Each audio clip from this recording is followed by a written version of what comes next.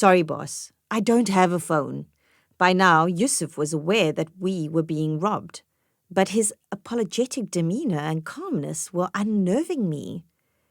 He actually shrugged and lifted both his hands up to indicate he dearly wished he had a phone to part with. But sadly, this was not the case. I looked over to Yusuf and I said, "Do you really expect him to believe that you drive this fancy-ass gold Pajero, but you don't own a cell phone?" By now, this had nothing to do with the thug.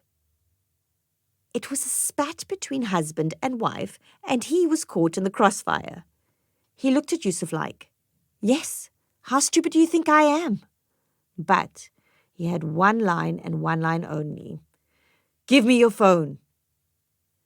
Yusuf was clearly not going to budge. He kept his eyes straight ahead, and we had reached an impasse of sorts.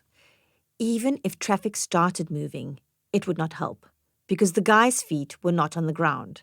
For a second, I imagined driving all the way home with him hanging onto the side of the Pajero because we had reached a deadlock.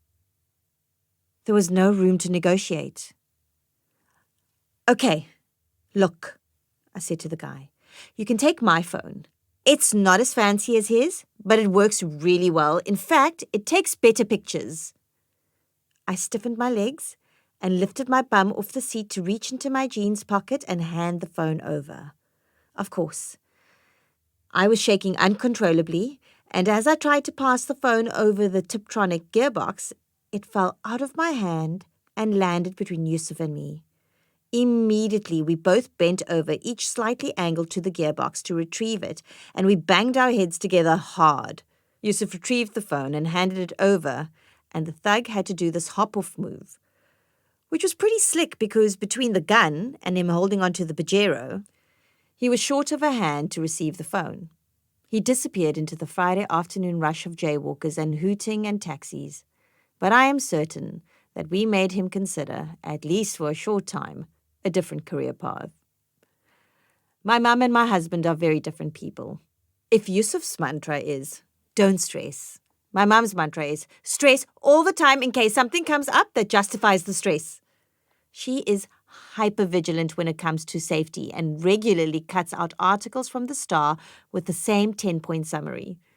When we visit her, she offers it up as interesting reading material while we wait for the kettle to boil. Boonie Seleki has been my mum's helper for 15 years.